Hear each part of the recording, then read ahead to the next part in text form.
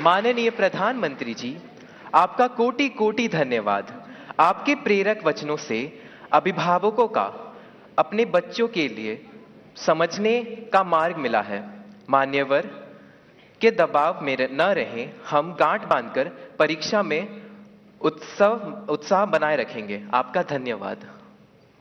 माननीय प्रधानमंत्री जी, चंबा प्रकृति के अनछुए सौंदर्य को समेटे भारत के पेरिस के रूप में प्रसिद्ध पर्वतीय नगर है। चंबा हिमाचल प्रदेश से आरुषि ठाकुर आभासी माध्यम से हमसे जुड़ रही हैं। आरुषि, कृपया अपना प्रश्न पूछें। माननीय प्रधानमंत्री जी, नमस्कार। मेरा नाम आरुषि ठाकुर है और मैं केंद्रीय विद्यालय बनीखेत ढलौजी, जिला चंबा की कक्षा 11वीं की छात्रा हूँ।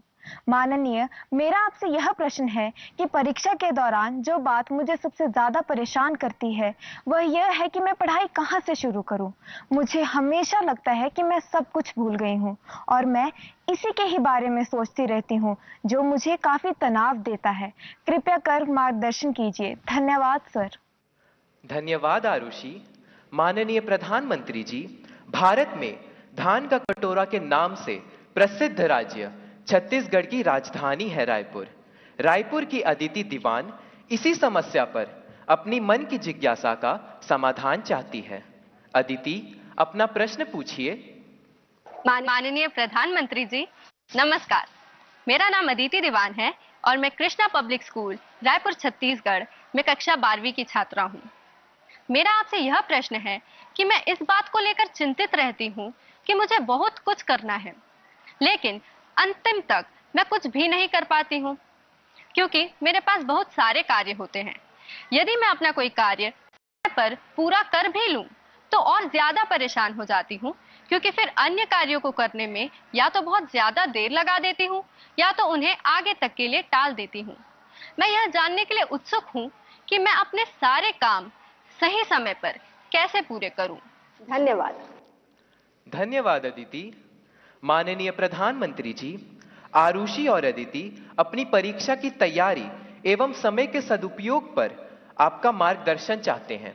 कृपया उनकी समस्या का समाधान करें। माननीय प्रधानमंत्री जी। देखिए, सिर्फ परीक्षा के लिए ही नहीं, वैसे भी जीवन में टाइम मैनेजमेंट के प्रति हमें जागरूक रहना चाहिए। परीक्षा और नो परीक्षा, आपने देखा होगा काम का ढेर क्यों हो जाता है। काम का ढेर इसलिए हो जाता है समय पर उसको किया नहीं इसलिए। और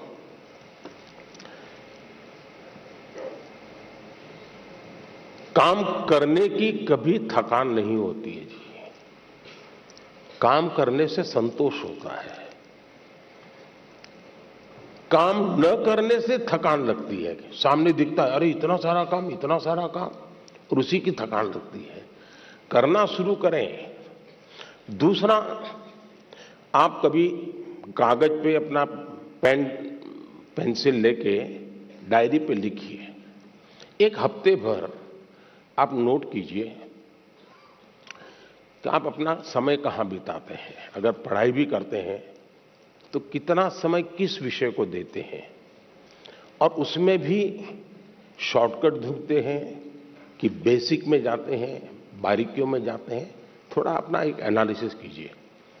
मैं पक्का मानता हूं कि आपको ध्यान में आएगा कि आप जो आपकी पसंद की चीजें हैं उसी में सबसे ज्यादा समय लगाते हैं और उसी में खोए रहते हैं। फिर 3 विषय ऐसे हैं जो कम पसंद है लेकिन जरूरी है, वो फिर आपको बोझ लगेगा। मैंने 2-2 घंटे मेहनत की लेकिन ये तो हुआ नहीं।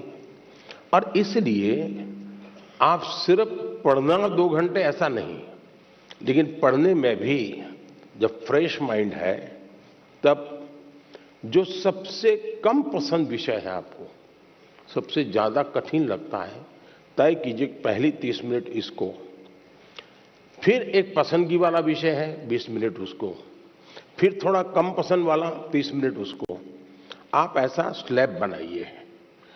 तो आपको रिलैक्सेशन भी मिलेगा और आपको धीरे धीरे उन विषयों पर रुचि बढ़ेगी जो आप नॉर्मली टालते हैं और अच्छे विषय में खोए रहते हैं। और समय भी तो बहुत जाता है। आपने देखा होगा, आप में से जो लोग पतंग चगाते होंगे, मुझे तो बचपन में बहुत शौक था। पतंग की जो माजा होता है, धागा होता है, वो कभी एक दूसरे में उलझ जाकर के एकदम से बड़ा गुच्छा बन जाता है। अब बुद्धिमान इंसान क्या करेगा? यूं यूं खींचेगा क्या? ताकत लगाएगा क्या? ऐसा नहीं करेगा।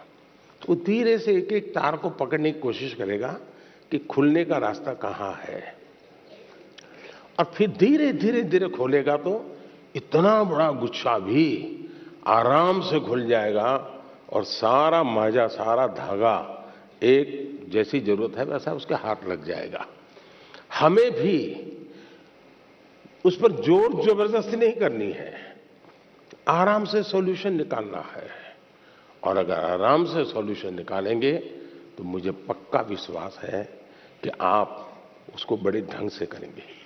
दूसरा, आपने कभी घर में अपनी मां के काम को ऑब्जर्व किया है क्या?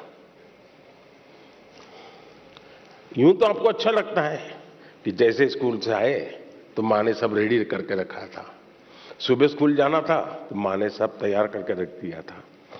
लगता तो बहुत अच्छा है, लेकिन क्या कभी ऑब्जर्व किया है कि मां का टाइम मैनेजमेंट कितना बढ़िया है?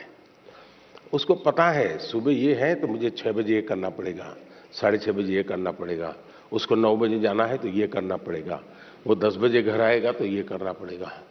यानी इतना परफेक्ट टाइम मैनेजमेंट मां का होता है। और जबकि काम सबसे ज्यादा मां करती रहती है, लेकिन किसी काम में उसको बोझ अनुभव नहीं होता है। थक गई, बहुत काम है, बहुत ज्यादा, ऐसा नहीं करती। क्यों? उसे मालूम है कि मुझे इतने घंटे में ये तो करना है। और जब एक्स्ट्रा टाइम मिलता है तब भी वो चुप नहीं बैठती, कुछ न कुछ अपना क्रिएटिव एक्टिविटी करती रहती है। सुई धागा लेके बैठ जाएगी, कुछ तो करती रहेगी। रिलैक्स करने के लिए भी उसने व्यवस्था रखती है।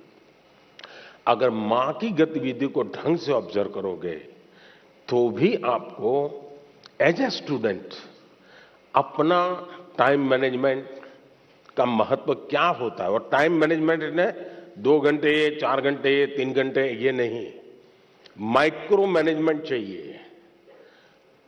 किस विषय को कितना टाइम देना है, किस काम को कितना टाइम देना है, और इतना बंधन भी नहीं डालने हैं कि बस 6 दिन तक ये करूंगा ही नहीं क्योंकि मुझे पढ़ना है। फिर तो आप थक जाओगे। आप ढंग से उसको डिस्ट्रीब्यूट कीजिए समय को, जरूर आपको लाभ होगा।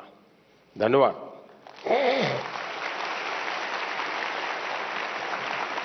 Thank you, Honorable Prime Minister, sir, for guiding us to be methodical and systematic in order to be an effective student.